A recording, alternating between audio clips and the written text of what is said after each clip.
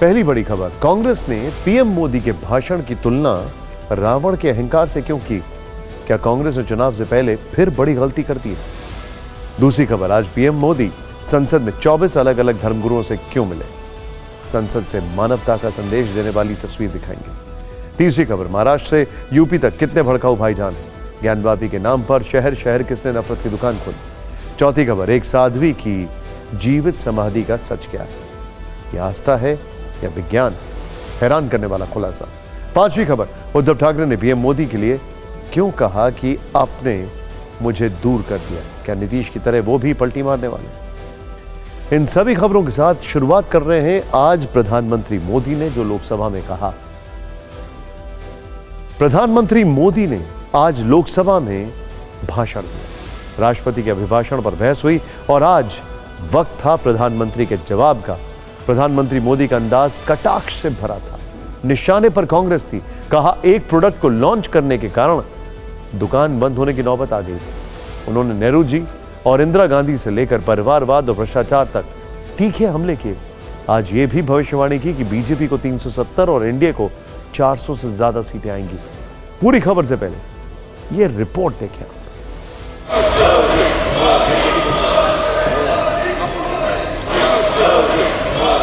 उन्होंने लंबे अरसे तक वहां रहने का संकल्प ले लिया। लाल किले से भारत के प्रथम प्रधानमंत्री ने जो कहा था वो पढ़ रहा हूं, नेहरू जी ने। ये तरीका गलत है, यह हमें मर्यादा बना के रखना पड़ेगा। प्लीज बैठे बैठे कोई टिप्पणी नहीं करेगा। Please please please. भगवान राम न सिर्फ अपने घर लौटे बल्कि एक ऐसे मंदिर का निर्माण हुआ जो भारत की महान सांस्कृतिक परंपरा को नई ऊर्जा देता रहेगा। कुछ दिन पहले भानुमति का कुनबा जोड़ा, लेकिन फिर एकला चलो रे करने लग गए। एनडीए को तो 400 पार कर पाई के रहेगा।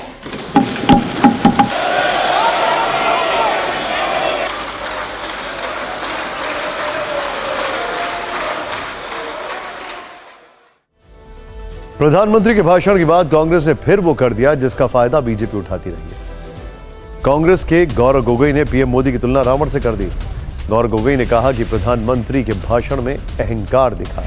ये वैसा ही अहंकार है जैसा रावण में था और रावण को उसके अहंकार ने हराया था। राज्यसभा में यूपीए के जो विभिन्न कामों की जो विवरण दी, उसी के उत्तर में आज पूरी प्रधानमंत्री जी ने अपनी भाषण वहीं पे उत्तर देते हुए अपना समय खत्म किया। फर्क बस इतना ही था कि खड़गे जी ने अपने पद की गरिमा और सदन की गरिमा बचाई रखी और प्रधानमंत्री जी ने अपने वक्तव्य में जो कटुता और जो अहंकार व्यक्त किया, इससे मुझे राहुल गांधी जी की सदन में कही हुई एक बात याद आती है कि रावण को उसके अहंकार ने ही हराया, और यही बात आज सदन में दिखाई दी। गौरव गोगोई के बयान से पहले ही प्रधानमंत्री को इसकी आशंका थी, इसीलिए आज अपने भाषण में उन्होंने ऐसे हमलों का जिक्र भी कर दिया था।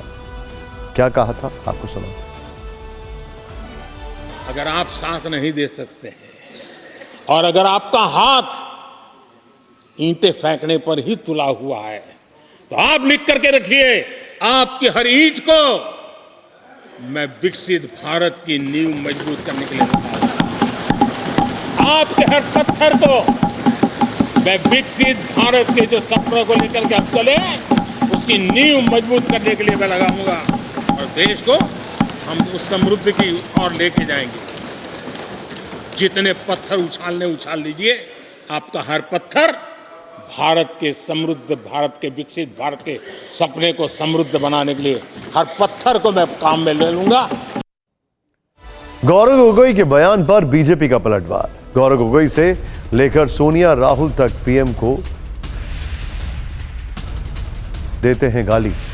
गिरिराज सिंह ने कहा, पीएम मोदी को जितनी गाली देंगे जनता उन्हें उतना ही आशीर्वाद देगी, गिरिराज सिंह ने कहा। मोदी जी को ये गौरव गोगोई नहीं बल्कि सोनिया गांधी से लेके राहुल गांधी तक उनकी मां को, पिताजी को गालियां ही देने का काम किया। जितना गाली देंगे उतना मोदी जी को जनता आशीर्वाद देगी। कांग्रेस हर चुनाव से पहले पीएम मोदी के लिए ऐसे आपत्तिजनक बयान देती है, लेकिन नतीजों में यह अपमान उसे ही बैकफायर कर जाता है। इसका एक लंबा इतिहास है। 2007 में सोनिया गांधी ने मौत का सौदागर कहा। नतीजा गुजरात विधानसभा चुनाव में कांग्रेस की शिकस्त।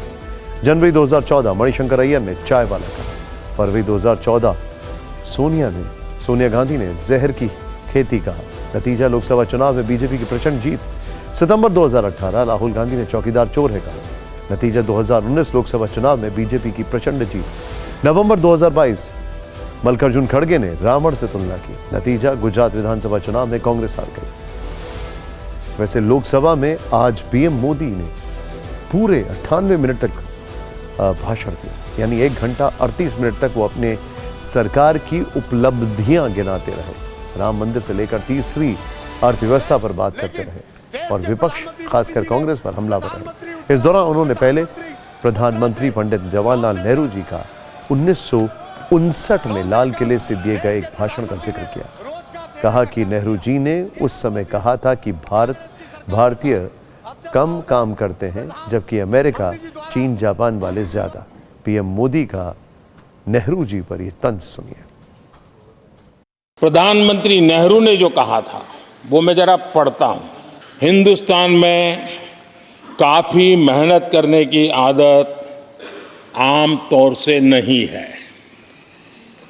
हम इतना काम नहीं करते जितना कि यूरोप वाले या जापान वाले या चीन वाले या रूस वाले या अमेरिका वाले करते हैं। ये नेहरू जी लाल किले से बोल रहे हैं।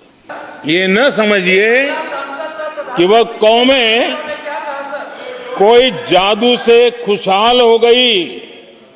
वो मेहनत से हुई है और अक्ल से हुई है। ये उनको सर्टिफिकेट दे रहे हैं, भारत के लोगों को नीचा दिखा रहे हैं।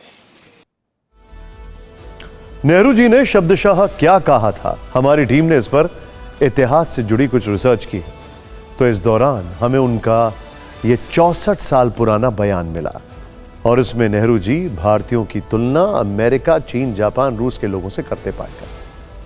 हिंदुस्तान में काफी मेहनत करने की आदत आमतौर से नहीं हुई। हमारा कसूर नहीं, आदतें ऐसी पड़ जाती हैं वाकयात से।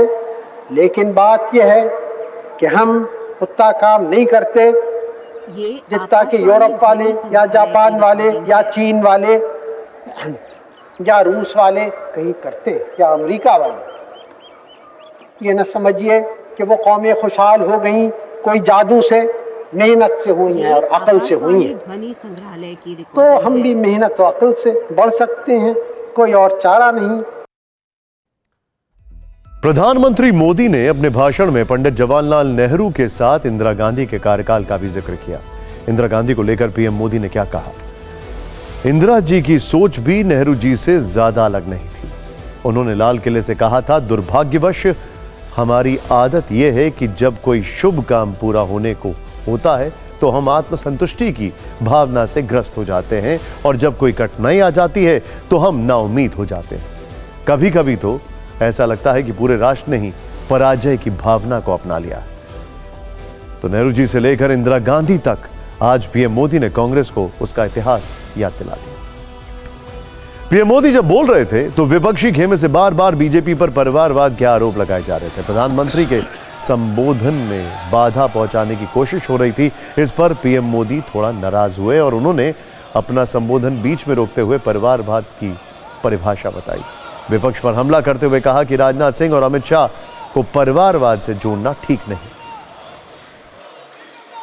हम किस परिवारवाद की चर्चा करते हैं? अगर किसी परिवार में अपने बलबूते पर जन समर्थन से एक से अधिक अनेक लोग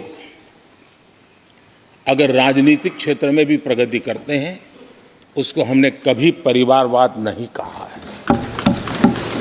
हम परिवारवाद की चर्चा वो करते हैं जो पार्टी परिवार चलाता है, जो पार्टी परिवार के लोगों को प्राथमिकता देती है, जो पार्टी के सारे निर्णय परिवार के लोग ही करते हैं, वो परिवारवाद है। न राजनाथ जी की कोई पॉलिटिकल पार्टी है, न अमित शाह की कोई पॉलिटिकल पार्टी है। और इसलिए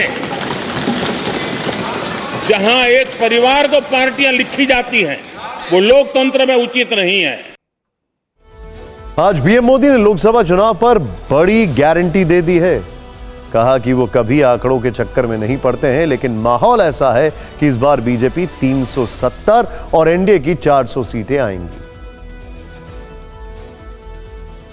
भगवान राम न सिर्फ अपने घर लौटे, बल्कि एक ऐसे मंदिर का निर्माण हुआ जो भारत की महान सांस्कृतिक परंपरा को नई ऊर्जा देता रहेगा। और आदरणीय अध्यक्ष जी, अब हमारी सरकार का तीसरा कार्यकाल भी बहुत दूर नहीं है। ज्यादा से ज्यादा 100-125 दिन बाकी है। और अब की बार